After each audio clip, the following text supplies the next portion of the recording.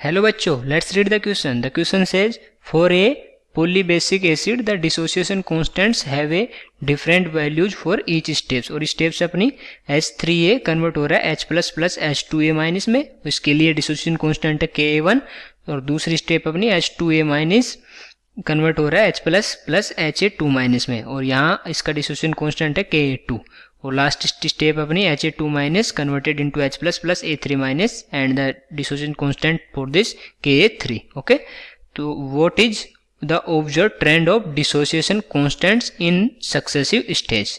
तो अपने को इनके जो K1, K2, K3 में बताना है कि कौन सी ये सीरीज फॉलो होगी, मतलब K1 is equal to K2 is equal to K3 है या कौन सा इनमें से ग्रेटर है कौन सा लेस है. ठीक है, तो देखते हैं अपन कि इनमें से कौन सा सही है. तो सबसे पहले क्या करेंगे, इस क्वेश्चन का लिखेंगे की कॉन्सेप्ट. और इस क्वेश्चन का की कॉन्सेप्ट क्या हो जाएगा, dissociation constants of A polybasic acid. ये हो जाएगा इसका की कॉन्सेप्ट. अब अपन देखते हैं इनमें क्या रिलेशन है. ठीक है, तो जो अपना Ka होता है, जो डिसोसिएशन कांस्टेंट होता है, वो होता है कि मतलब कितना वो अपना एसिड डिसोसिएट हो रहा है. तो जो अपना स्ट्रॉन्ग एसिड होगा वो ज़्यादा डिसोसिएट होगा, तो स्ट्रॉन्ग एसिड का जो Ka है वो ज़्यादा होगा. ठीक है, तो स्ट्रॉन्ग एसिड का Ka क्या होगा, ज़्यादा हो गया. अब अपन रिएक्शंस देखते हैं कि कौन कौन सी रिएक्शंस हैं, ये स्टेप्स हैं.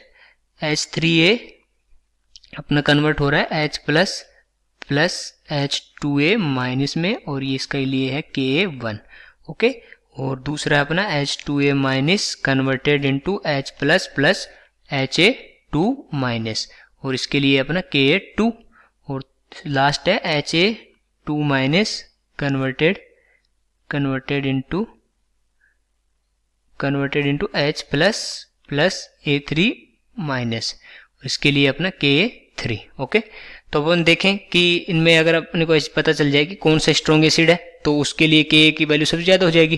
तो इसके लिए अपन क्या करेंगे, जो अपना स्ट्रॉन्ग एसिड होगा, जो भी कोई स्ट्रॉन्ग एसिड होगा उसका जो कंजुगेट होगा, कंजुगेट बेस, वो क्या होगा, वीक होगा, क्योंकि स्ट्रॉन्ग एसिड का कंजुगेट बेस क्या होता है, वीक होता है. ठीक है, कंजुगेट बेस वीक. तो यहाँ से अपन जो कंजुगेट बेस है ये H2A minus Ha2 minus A3 minus, इनका पता लगा सकते हैं कि इनकी जो स्ट्रेंथ है वो कैसी है. ठीक है, तो जो अपना A3 माइनस है वो स्ट्रॉन्ग बेस होगा compare to Ha2 minus H2A minus, क्योंकि इसके पास नेगेटिव चार्ज है. जितना ज़्यादा नेगेटिव चार्ज होगा उतना ही ज़्यादा बेसिक होगा. ठीक है, तो इनका जो बेसिक स्ट्रेंथ का ऑर्डर है, बेसिक स्ट्रेंथ है उसका ऑर्डर क्या हो जाएगा, A3 minus Ha2 minus H2A minus.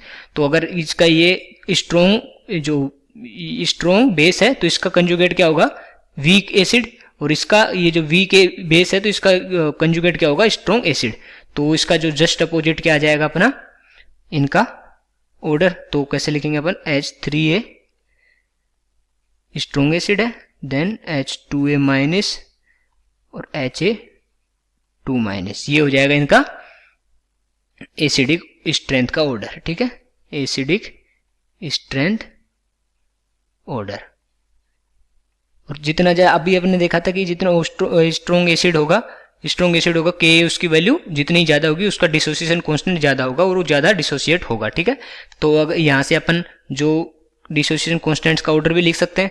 तो जब K1 है अपना, K1 greater than Ka2 greater than Ka3, क्योंकि K1 फर्स्ट का H3A का, तो ये सबसे ज़्यादा होगा. ठीक है, तो अपने क्या रिलेशन आ जाएगी, K1 greater than Ka2 greater than Ka3. Okay, तो जो अपना फर्स्ट ए ऑप्शन है K1 K2 K3, तो ए ऑप्शन क्या हो जाएगा, correct answer. So I hope you understood it well. Best of luck.